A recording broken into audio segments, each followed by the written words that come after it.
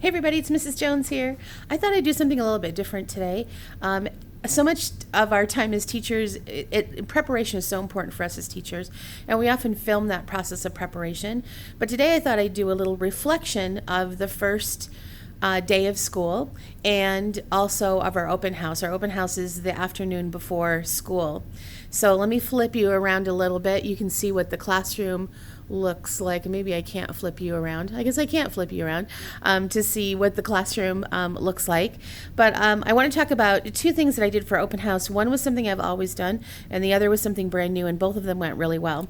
So the first thing I always do is I have the student choose their own desk. And the reason I do that is because I learn so much from that experience. I learn what students are very concerned about, who's sitting next to them. So social things are very important to them. I notice which students choose the front of the room and which students choose the back of the room. And even if it doesn't end up being a very good placement for them, we only stay in those seats for the first 2 weeks, that honeymoon period. So usually the kids are pretty well behaved for those 2 weeks. And then after, at that point, then I moved their seat to where I want them to be. But it makes them feel ownership of their classroom. It gives me a few minutes alone, not really alone, but just focusing on that one child, and the parents really appreciate that. And one thing I did differently this year was, let's see if I can maybe spin you around, is I actually had, I had a blank, okay, I had a blank name tag on the student's desk, not taped like this, but on their desk. And I told them that the first thing they were going to do on the first day was to make their very own name tag. So before, I've just, that's been my first day activity, but it was nice to explain it that day so they knew what the first thing was going to be when they came in the door. So that made students very comfortable. You have to remember too, at our open house, I only had 4 parents not show up for our open house. So we get a really good turnout for that open house. So that was really cool that they knew what to do, and they knew where their seat was. The thing that I did that was unique that I've never done before was for the parents, I had all their paperwork spread out on my rectangular table, and I invited the parents to fill in all that paperwork. And most parents were thrilled. They were like, oh my gosh, this is such a great idea. And so I got almost all of my beginning of the year paperwork done before school even started. And boy, that was a de-stressor for me. And it also gave me a chance, again, to chit-chat with parents and to answer any questions that they had about the paperwork and why are we signing this and what does this mean and that kind of stuff. So it again helped me to connect with parents one-on-one at the very beginning. I'm starting to use a new app called Blooms, and so I was able to discuss that with parents and why I've chosen that app and so forth. I'm going to walk around as I do this, and maybe you can see some things in the classroom that spark some ideas for you. For the first day of school, things went really, really well, as always, always.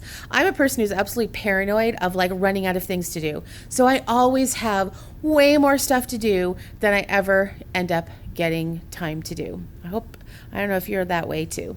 And one thing is I'd love to hear from you is when you are prioritizing your academics, what's the one academic task that you want to make sure that you do on that first day? For me, it's math. 4th grade math is no joke. And so I really want to start right off. And I started with perimeter, a lesson on perimeter. And I used these things that I talked about in one of my videos. I'm calling these right now my teacher stoplight. And this comes from the book, High Expectations Teaching. Let me grab that book so you can see what the cover looks like. Highly recommended book. It is our staff read for the year. So all of our professional development, all of our professional development is based on this book, High Expectations Teaching by John, I think it's Saphir, is how you say his name. But one of the suggestions that he had was something called a teacher stoplight, or ability for the kids to stop the teacher. And I was reading that and I was like, I don't know if fourth graders feel really comfortable to tell the teacher, stop, I'm not getting it. So this was kind of a way for them to visually signal that. And so I called it a teacher stoplight. So I have a green, yellow, and red cup. They always keep the green, they always keep them in this order. And as I am teaching and as they are working, they use this to signal to me. So green means I'm good to go. Mrs. Jones, keep on a teaching. I love it. I'm totally getting it. Yellow is, okay, I'm a little bit confused. Can you slow down a little bit? And red is, of course, stop. I'm totally confused.